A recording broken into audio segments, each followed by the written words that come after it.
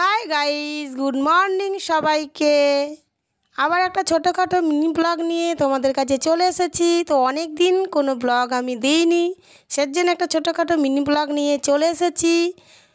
तो एखन बाजे सकाल 8टा।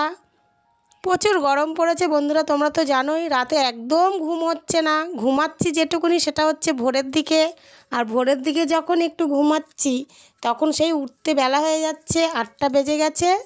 তো এবার আমি উঠে পড়লাম।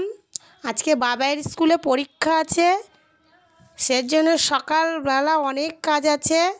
আর আজকে ডেলি ব্লগ নিয়ে এসেছি। সকালে ঘুমের থেকে উঠে কি করব না করব সবটাই তোমাদের কাছে শেয়ার করব। তো তোমরা ভিডিওটা কেউ স্কিপ করবে না, পুরোটাই দেখতে থাকো আর আমার সাথে থাকো। তো আমি পাশের ঘরে এসে বাবাইকে ডাকছি, পরীক্ষা আছে, উঠে পড় আজকে। তো আমি এ ঘরেই শুয়েছিলাম। ভোরের দিকটা প্রচুর ভালো লাগছিল না, গরম লাগছিল বলে পাশের ঘরে উঠে গেছিলাম। পাশের ঘরটা একটু ঠান্ডা ঠান্ডা ছিল, এর জন্য পাশের ঘরে ভোরের দিকটা গিয়ে শুয়েছিলাম।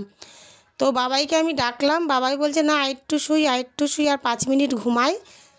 তা আমি বললাম পরীক্ষা রয়েছে, উঠে পড়, আর ঘুমালে হবে না, এরপর খেয়ে হাত মুখ ধুয়ে খেয়ে পড়তে বসতে হবে, তারপর পরীক্ষা আছে। তো বলো না আর 5 মিনিট ঘুমাবো। অ্যাকচুয়ালি রাতে খুব আমাদের ঘরটা খুব গরম, রাত্রেবেলা একদম ঘুমাই না, তো এর জন্যই ভোরের দিকটা একটু ঠান্ডা থাকে ঘরটা, তার জন্যই ভোরের দিকটাই একটু আর কি ঘুম হয়। তো বাবাইকে আমি বললাম যে আর ঘুমাস না, এবার উঠে পড়, পরীক্ষা রয়েছে, পরীক্ষা যেতে হবে। তো শেষ মাসে উঠে পড়লো। এবার চলো, অ্যাকচুয়ালি কী বলো তো, মেয়ে ছেলেদের ঘুম থেকে উঠলেই অনেক কাজ, সকালবেলা বাসি কাজ, তো সেগুলোই আমি সারবো। তো প্রতিদিন ঘুম থেকে উঠেই আগে দেখি বাইরে এসে কতটা কি রোদ বেরোলো, দেখি বাপরে বাপ প্রচুর রোদের তাপ। সেই রোদ উঠে গেছে। যাক, বাবাইকে তুলে দিয়ে আমি বিছানাটা পুরো ঝেড়ে পরিষ্কার করে নিলাম।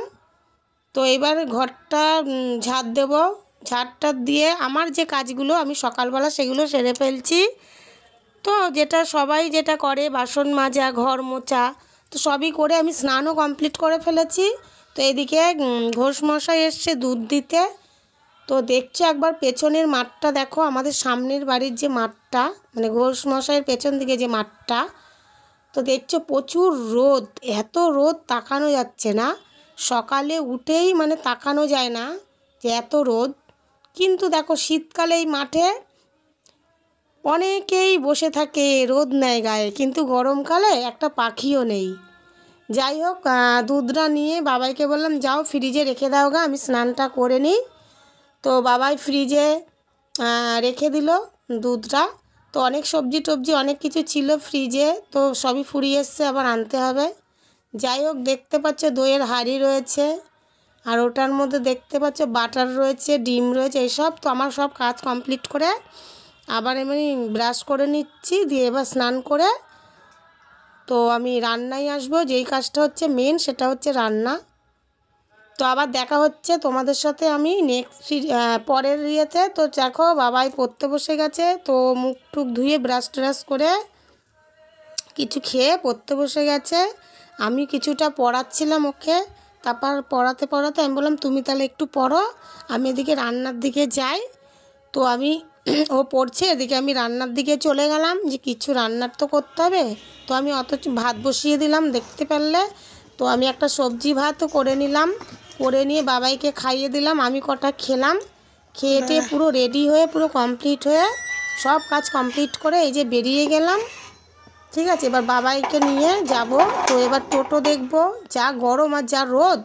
তো এবার চলো টোটো দেখব, এর জন্য মেন রাস্তায় যেতে হবে। তো ওই যে সামনে হচ্ছে মেন রাস্তা।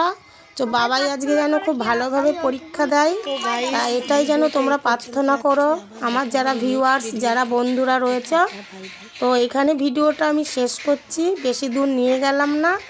তো বাবাই যেন পরীক্ষাটা খুব ভালো দেয়, তোমরা সেটাই প্রার্থনা করো।